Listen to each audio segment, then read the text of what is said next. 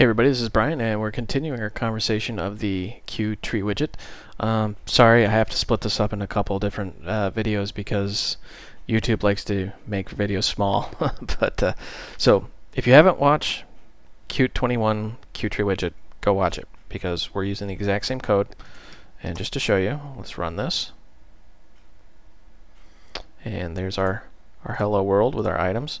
And we notice how in the other tutorial we didn't add any functionality to the click me button. That's what we're going to do this tutorial. So just go to slot,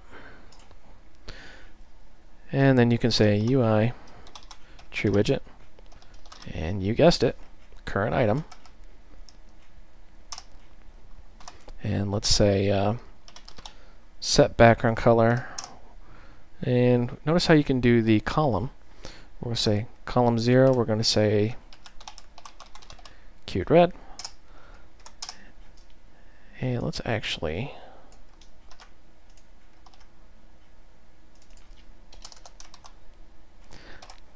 Qt blue. Save your work, run it.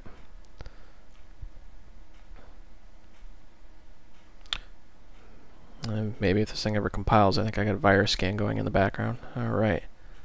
So when you select an item and click me, you notice how it does that. Now, obviously I made a boo-boo. Let's go back in our code here. That should be 1. Compile that again. This thing should work this time. Sorry about that.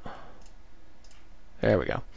So you can control the cells individually. It's very important that you understand the concept when working with the QTreeWidget with columns and rows. See how that selection going across, that's a row, and going up and down are columns. It allows you to take tabular data, column data, and collapse it. That's a feature you don't see in a lot of frameworks, but Qt gives it to you at no cost. Now, one thing we haven't covered is how to actually set the column headers. I mean, it would be nice instead of just 0, 1, we could actually show some text up there. So the way you set those header labels is very, very simple. Let's actually do this up in the very beginning of this here. Notice how we got our set column count 2. What we're going to do is say UI TreeWidget, and then we're going to say set. And you can do them individually through set header label, and we're just going to do that. Say call A, and let's run this. And you notice how it says call A now instead of 1. And each time you call that, it'll do the next one, the next, and the next. The somewhat easier way is if you say UI TreeWidget set header labels, and notice the plural labels. And this one takes a Q string list, so we'll say Q string list.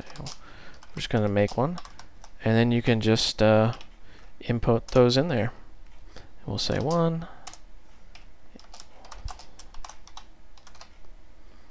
Very simple, very easy to work with. Compile and run it, and if everything goes according to plan, you now have your headers. So that's it for the tree view. Feel free to shoot me any questions you got. I've been fairly busy with work and kid and girlfriend and all that, but I'll try to get you your emails in a timely fashion. This is Brian. Thank you for watching. I hope you found this video educational and entertaining, and stay tuned.